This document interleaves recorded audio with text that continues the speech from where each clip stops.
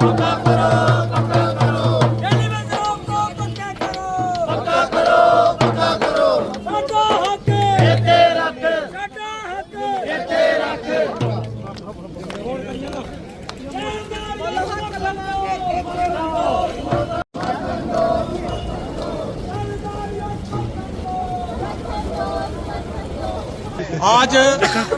सफाई कर्मचारी यूनियन की हड़ताल का 17वां दिन है।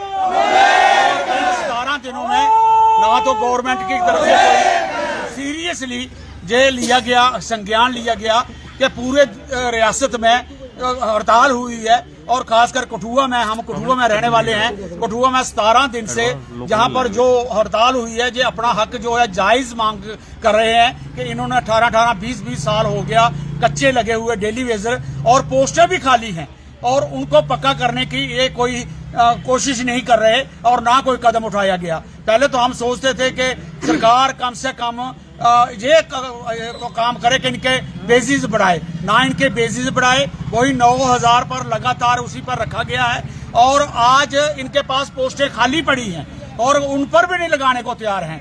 और एक और हैरानगी की बात है कि कठुआ में वार्ड 21 बन गए और 243 से मुलाजिम जो जहां काम करने वाले थे वो 112 पर आ गए। यानी कि जितने एरिया बढ़ा मुलाजिम उतने कम कर दिए गए, कर्मचारी उतने कम कर दिए गए। इससे ये साबित होता है कि सरकार सीरियसली सरकारी कर्मचारियों से काम करवाने या करने में कोई दिलचस्पी नहीं रखती। और उसी काम से फिर दूसरी बात आ जाती है कि शहरदारी जो नागरिक है इस कठुआ के, उनके हक में नहीं करना चाहती और जितना कम काम होगा उतना ही शहर का हालात बुरे होंगे। आज 17 दिन से जितना गंद पड़ गया है इनकी बेचारे को हड़ताल करने के बाद से, वो गंद अगर इसी तरह आगे बढ़ता गया, हजारों टन जहां पर गंद पड़ चुका है और ये लाखों में पहुंच जाएगा। और उससे क्या रिजल्ट निकलते हैं? उससे फिर रिजल्ट निकलते हैं बीमारी, अलग अलग किस्म की जो इन्फेक्शन है और बच्चों को डेंगू,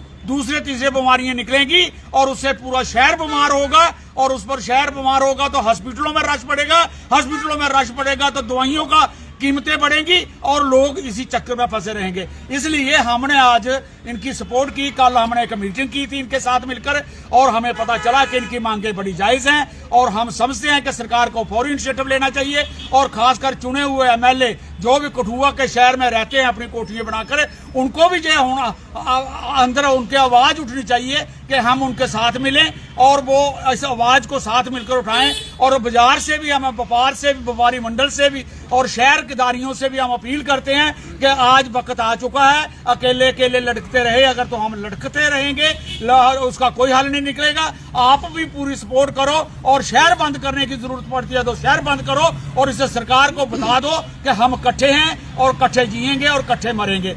ये कहते भी हैं कि हम इकट्ठे हैं तो सेफ हैं और इकट्ठे तो हम होना ही चाहिए ना हमें। इसलिए इसका इनकी हमारी आज की जो कोशिश थी, आज हम आए और सुशील को एडवोकेट वगैरह जो हमारी एक छोटी सी ऑर्गेनाइजेशन है हम अलग अलग बनाई हुई हैं और उनसे हमेशा हम इकट्ठे होकर सिविल सोसाइटी की तरफ से स्टैंड लेते रहे हैं। जब खोखे उठाए गए थे तब भी हमने इकट्ठे होकर डीसी का बताया था कि कानून क्या कहता है और आज वो वहां पर लगे हुए हैं। इसलिए हम कानूनी तौर पर बात जानते हैं, हम हक जानते हैं, आइन के तौर पर हम लड़ना चाहते हैं और इस आइन में इनका हक है कि ये लोग बोल सकते हैं और अपनी मांग कर सकते हैं। इनकी मांग मिलनी चाहिए। धन्यवाद। मैं मीडिया के माध्यम से अपनी सिविल सोसाइटी, सभी जितनी भी NGO है कठुआ की, उनका तहे दिल से शुक्रिया अदा करता हूँ।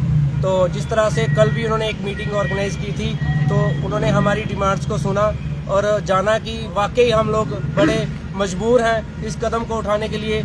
जिस तरह से उन्होंने बताया कि पिछले 17 दिनों से हमारी जो स्ट्राइक लगातार चल रही है और ये कठुआ डिस्ट्रिक्ट में नहीं बल्कि हमारी जितनी भी अर्बन लोकल बॉडीज है, चाहे वो जम्मू प्रोविंस की है, चाहे वो श्रीनगर प्रोविंस की है, सभी में स्ट्राइक चल रही है। क्यों? क्योंकि आप जानते हैं कि हमें हर बार जब भी हम स्ट्राइक करते हैं तो हमें ये लोग आश्वासन देते हैं। इस बार हम लोगों ने आर पार की लड़ाई ठानी है कि अगर हमारे डेली विजर्स को पक्का नहीं किया गया तो हम लोग ये स्ट्राइक नहीं उठाएंगे।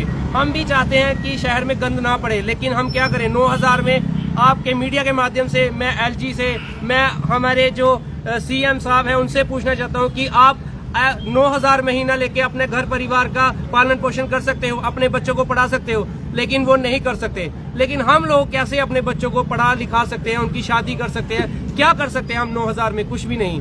लेकिन यही इस चीज को मद्देनजर रखते हुए हम सभी, हमारी अर्बन लोकल बॉडी ने ये फैसला लिया है कि इस बार हम लोग आर पार की लड़ाई लड़ेंगे और हम किसी भी आश्वासन में अपनी स्ट्राइक जो है नहीं उठाएंगे। देखिए, आपको ये इन्होंने बता ही दिया है कि ये जो इनकी स्ट्राइक किस मुद्दों को लेके हो रही है। बहुत दुख की बात है, इनको 9,000 महीना की सैलरी दी जा रही है और हमारे इंतजामिया 9,000 रुपया रोज ले रहे हैं। एक तरफ एक अधिकारी, सरकारी अधिकारी जो है वो 9,000 रुपया दिन का लेता है और दूसरी तरफ हमारे ही कर्मचारियों को 9,000 रुपया महीना का मिले, बहुत दुर्भाग्यपूर्ण है। और दूसरा सबसे दुखद बात यह है कि सरकार द्वारा किसी प्रकार का इनसे संवाद नहीं किया जा रहा है। हर एक विवाद का समाधान संवाद होता है और मुझे लगता है कि पिछले 17 दिनों में सरकार की तरफ से, प्रशासन की तरफ से किसी प्रकार का संवाद इनसे नहीं किया गया है। आज संवाद होना चाहिए और इनकी जितनी भी यहाँ पर जो मांगे हैं वो मांगे मान लेनी चाहिए। कोई ऐसी मांग नहीं है जो मांग इनकी गैर जरूरी मांग है। ये कहते हैं कि हमको परमानेंट किया जाए। जो इन्होंने आंकड़े बताए हैं, जो डाटा बताया है कि म्युनिसिपल काउंसिल कठुआ में लगभग 100 के करीब इनके सैंक्शन स्ट्रेंथ हैं, उसमें भी 50 से ऊपर की पद खाली पड़े हुए हैं। अगर पद आपके पास खाली पड़े हुए हैं और आपके पास डेली रेटेड वर्कर पिछले 20 सालों से वहाँ पर लगे हुए हैं, उन लोगों को उस स्थान पर पक्का किया जाए, कुछ नई पोस्टों को सैंक्शन किया जाए, जिससे पूरे शहर का इंतजाम भी ठीक होगा और उसके साथ साथ इनको एम्प्लॉयमेंट की अपॉर्चुनिटी भी मिलेगी। और जिस तरीके से सरकार और प्रशासन पेश आ रहा है और जिस प्रकार से इनके हड़ताल के कारण जो कॉन्सिक्वेंसेस शहर को फेस करने पड़ रहे हैं, 35 मीट्रिक टन रोज का कूड़ा करकट यहाँ निकलता है, ये सरकारी रिपोर्ट है। और अगर 15 दिन 16 दिन अगर वो निकला होगा तो 560 मीट्रिक टन कूड़ा जो है वो हमारे इर्द गिर्द इकट्ठा हो चुका है।